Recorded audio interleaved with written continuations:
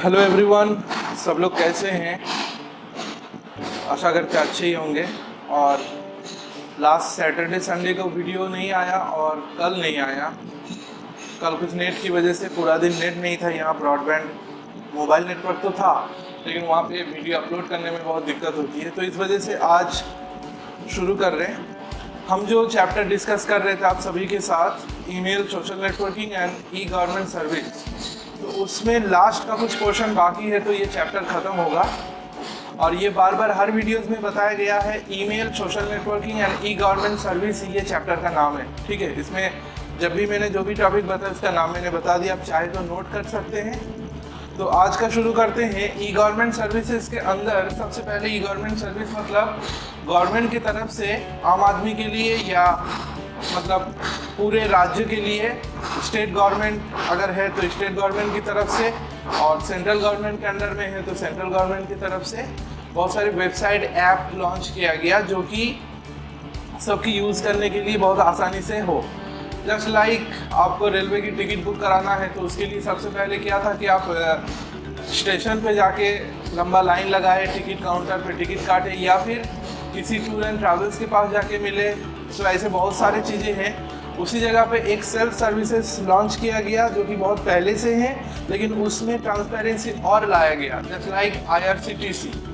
ठीक है, तो IRCTC जो है इंडियन गवर्नमेंट रेलवे ऑथराइज्ड है, और इस वेबसाइट में मतलब ये सिर्फ वेबसाइट नहीं है, इसका ऐप भी है। इस वेबसाइट में आप घर बैठे अपने हिसाब से टिकटिंग कर सकते हैं। बस ये कि उसमें जो खुद से आप अगर कोई टिकट बुक करते हैं तो वो अगर आपका वेटिंग में है तो वो बिल्कुल बिना टिकट का जो चार्जेस पड़ता है वही चार्जेस पड़ेगा अगर आप वेटिंग वाली टिकट लेके कहीं जा रहे हैं। इस वजह से वेटिंग वाली टिकट तभी करा जाए जो कंफर्म होने की चांसेस है। तो यहाँ पे टिकटिंग से रिलेटेड डिटेल जानने के लिए आप इस ऐप को देख सकते हैं अपने स्मार्टफोन में। IRCTC की ऐप आपको इंस्टॉल करना है, उसमें रजिस्ट्रेशन का प्रोसेस है। रजिस्ट्रेशन करने के बाद उसमें आप अपना जो भी जाने का आने का प्लान है उसी हिसाब से, डेट के हिसाब से ट्रेन बुकिंग कर सकते हैं। मतलब ये फुली गवर्नमेंटेड एक सेवा है। दूसरा है मतलब ऐसी सेवाएं बहुत सारी हैं, तो इसमें से कुछ कंडीशनल है। कुछ के लिए आपको जन सेवा केंद्र CSC सेंटर जाना पड़ता है, CSC कॉमन सर्विस सेंटर जिसको बोलते हैं, और कुछ है जो कि सेल्फ सर्विस है, आप खुद कर सकते हैं। बस ये कि उसके लिए आपको थोड़ा सा जानकारी और थोड़ा सा उसकी नॉलेज होना चाहिए। दूसरा पॉइंट में आता है पासपोर्ट सेवा। पासपोर्ट का आपको पता ही है, पासपोर्ट की आपको सबसे पहले वेबसाइट पे जाके पासपोर्ट का, लेकिन ऐप नहीं है। ऐप अगर है भी तो वो कुछ हद तक ओपन होने के बाद बाकी चीज़ें वेब पेज पे ओपन होता है, मोबाइल पे भी। इसीलिए पासपोर्ट का पूरा काम सिस्टम पे बैठ के करना बेहतर है। तो पासपोर्ट में क्या है कि सबसे पहले कोई पर्टिकुलर यूज़र अपने नाम से एक रजिस्ट्रेशन करने के बाद वो उसमें करीब 4-5 ID ऐड करा सकता है अपने फैमिली मेम्बर। जैसे आप घर के जैसे अपने स्टूडेंट आसिफ है, आसिफ ने अगर अपना रजिस्ट्रेशन करा है तो अपने घर में करीब 3 से 4 लोगों को ऐड कर सकता है आराम से।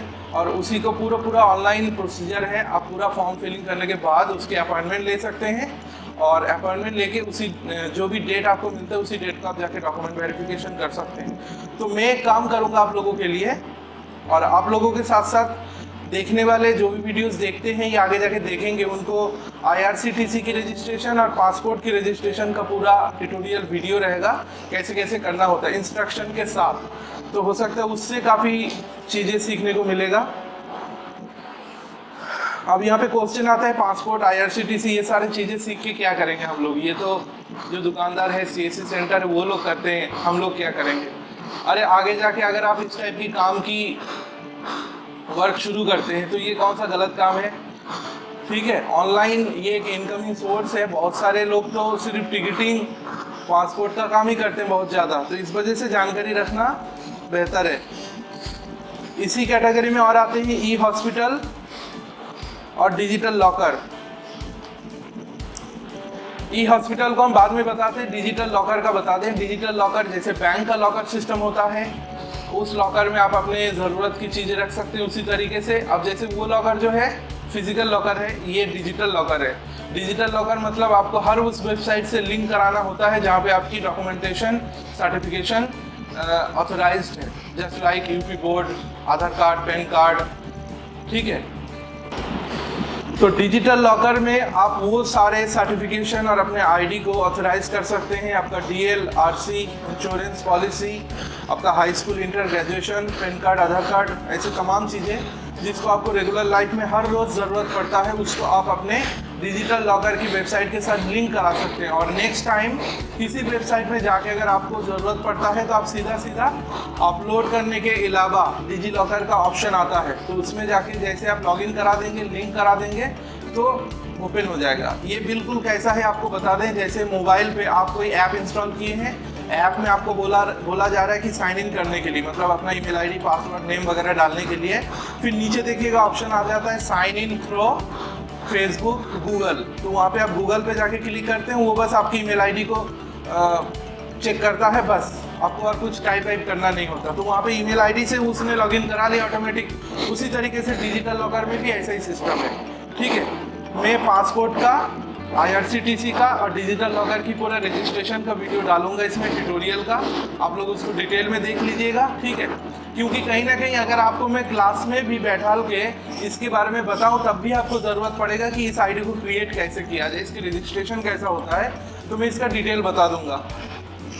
और ई हॉस्पिटल का मतलब होता है आज के टाइम जैसे बहुत सारे कंपनीज, बहुत सारे इंश्योरेंस पॉलिसी, बहुत सारे आपका म्यूचुअल फंड्स वगैरह जो आपने टीवी में ऐड देखा होगा, वो सारे आपका ई हॉस्पिटल का एक साइट से जुड़ा होता है।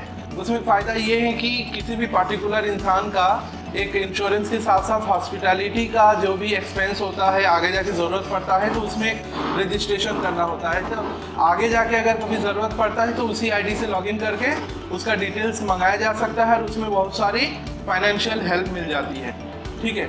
तो आज का ये चैप्टर ख़त्म किया मैंने ईमेल, सोशल नेटवर्किंग और ई गवर्नमेंट सर्विसेज में। मैंने ई गवर्नमेंट सर्विसेज के पॉइंट डिस्कस किए जहाँ पे IRCTC था, पासपोर्ट था, डिजिटल लॉकर था और ई हॉस्पिटल था।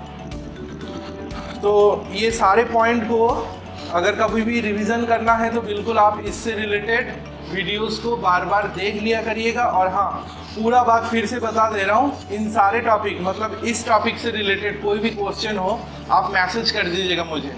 पार्टिकुलर जितने भी क्वेश्चंस आ जाते हैं मेरे पास, उन सारे क्वेश्चंस को लेके आंसर के साथ में एक दूसरा वीडियो बनाऊंगा, उसमें फिर आपको पता चलेगा। और इसमें फ़ायदा ये है कि आपके द्वारा पूछा गया क्वेश्चन किसी और के लिए फ़ायदा भी हो सकता है, ठीक है। तो नेक्स्ट चैप्टर के बारे में थोड़ा सा डिस्कस कर ले रहे हैं और इसको मैं कल डिस्कस करूंगा, जिस चैप्टर का नाम है digital financial tools and applications. Digital financial tools and applications, इसमें क्या है, सबसे पहले चैप्टर के जो नाम है उसी से रिगार्डिंग क्या क्या चीज़ें इसमें इंक्लूड है वो मैं बता दूं। डिजिटल फाइनेंशियल टूल्स और एप्लीकेशन, सबसे पहले एप्लीकेशंस का मतलब होता है स्मार्टफोन में एंड्रॉयड और एप्पल दोनों अलग अलग चीज़ें चलते हैं और उसमें पार्टिकुलर किसी भी टाइप की सर्विसेज, किसी भी टाइप की प्रोग्राम, किसी भी टाइप की एंटरटेनिंग से रिलेटेड चीज़ों के लिए जो भी हम सॉफ्टवेयर इंस्टॉल करते हैं उसी को ऐप्स बोलते हैं, एप्लीकेशंस बोलते हैं। जस्ट लाइक फेसबुक के लिए एक वेबसाइट है जो कि सिस्टम में चलता है, और उसी फेसबुक के लिए एक एप्लीकेशन है, ऐप है जो कि स्मार्टफोन में चलता है।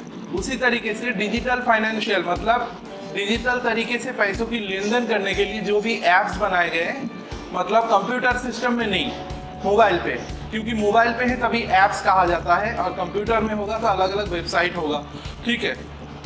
जैसे मोबाइल पे आपको पता होगा हर मोबाइल कंपनी का अलग अलग वॉलेट बनाया गया, जैसे जियो मनी, एयरटेल मनी, वोडाफोन पे, ऐसे करके पेटीएम, फ़ोन पे, गूगल पे, आपको पता ही होगा। तो ये डिजिटल ट्रांजैक्शन कराने में हमारा बहुत मदद करता है और सबसे मेन बात क्या है कि ये बहुत फास्ट पेमेंट कराता है, इस वजह से लोग इसको यूज़ करना पसंद करते हैं। लेकिन यहाँ पे इसी चैप्टर से रिलेटेड बहुत सारी चीज़ें बताना है, तो इस वजह से इसको बहुत ध्यान से समझिएगा। डिजिटल ट्रांजैक्शन में गूगल पे, फ़ोन पे इस टाइम सबसे ज़्यादा चल रहे हैं, पेटीएम भी है, और इन सब ने अलग अलग सेवाएं देना शुरू किया है ज़्यादा से ज़्यादा क्लाइंट को ऐड कराने के लिए, ठीक है। तो डिजिटल फाइनेंशियल में स्पेशली फाइनेंशियल लेन देन से रिलेटेड जो भी ऐप्स और जो भी सॉफ्टवेयर, जो भी वेबसाइट का हम यूज़ करते हैं उसके अलग अलग तरीका, इसके बारे में डिस्कस किया है, जो कि मैं कल और डिटेल में बताता हूँ। तो आज मैं यहीं तक रखता हूँ, कल मिलते हैं डिजिटल फाइनेंशियल टूल्स और एप्लीकेशंस के बारे में। Okay, thank you.